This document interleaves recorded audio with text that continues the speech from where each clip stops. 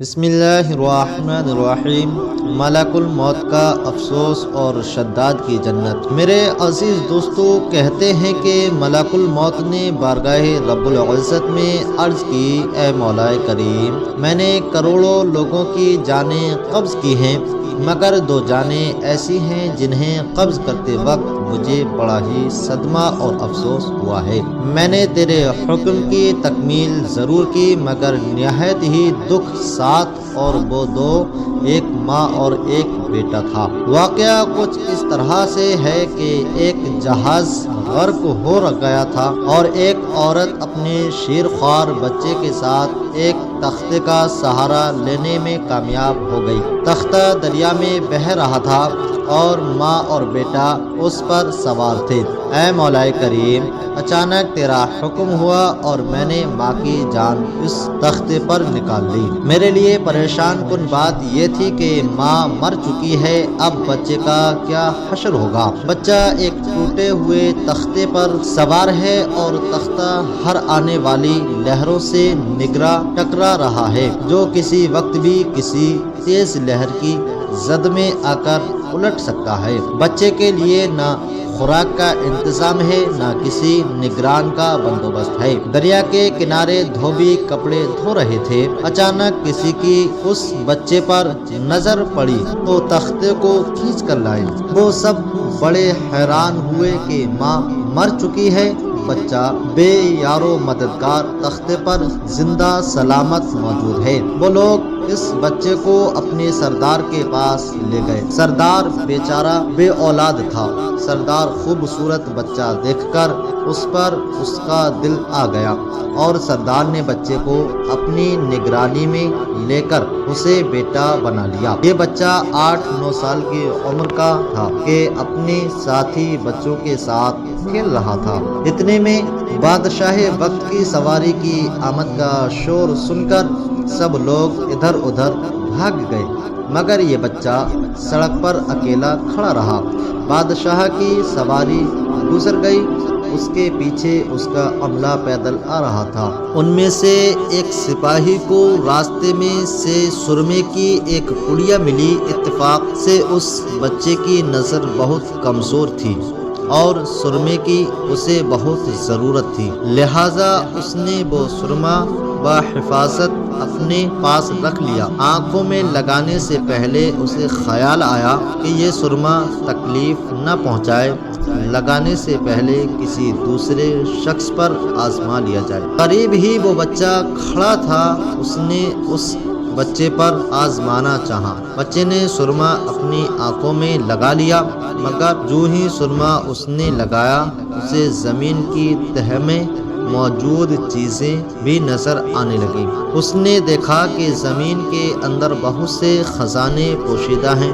بچہ ہوشیار تھا، اس نے چیخنا چلانا شروع کر دیا کہ سرما لگانے کی وجہ سے میری آنکھوں میں سخت تکلیف ہو گئی ہے۔ وہ لوگ سرمے کی پڑیا گرا کر چلے گئے۔ بچہ سرمے کی پڑیا اٹھا کر گھر پہنچا اور خوشی خوشی باپ کو سارا واقعہ سنایا۔ سردار بڑا ہی خوش ہوا۔ باپ نے کہا، ہمارے پاس آدمی بھی ہے اور گدھے بھی ہیں، تم سرما لگاؤ، ہم تمہارے ساتھ چلتے ہیں، جہاں کہیں خزانہ پاؤ ہمیں بتاؤ، ہم نکال لیں گے۔ چنانچہ ایسے ہی ہوا۔ بچے کے بتانے پر وہ لوگ خزانے نکالنے لگ گئے۔ تھوڑے ہی عرصے میں امیر بن گئے۔ بچہ جوان ہوا تو اس نے اپنے پر قرضے نکالنے شروع کیے۔ ان کے پاس دولت کی فراوانی ہو گئی۔ زمین کے تمام خزانے اس کی نظروں میں تھے۔ اس نے آہستہ آہستہ بہت سے آدمی اپنے ساتھ ملا لیے۔ اس کے بعد تمام سرداروں کو ادھر ادھر کی کر دیا اور خود سردار بن گیا۔ آخر نوبت یہاں تک آ پہنچی کہ اس نے بادشاہ کے ساتھ بھی ٹکر لے لی اور اسے مغلوب کر کے خود بادشاہ بن گیا۔ اس بچے کا نام شداد تھا اور یہ وہی بچہ تھا جس کی ماں تختے پر ہی مر گئی تھی اور یہ اکیلا دریا کی لہروں کے ساتھ بہہ رہا تھا۔ کہتے ہیں کہ جب یہ برسر اختیار آیا تو اس نے حکم دیا کہ ایک ایسا کمال درجے کا شہر آباد کیا جائے جس کی ایک اینٹ سونے کی ہو اور دوسری چاندی کی، اس میں ایک عالیشان باغ ہو جس میں دنیا کی ہر چیز میسر ہو۔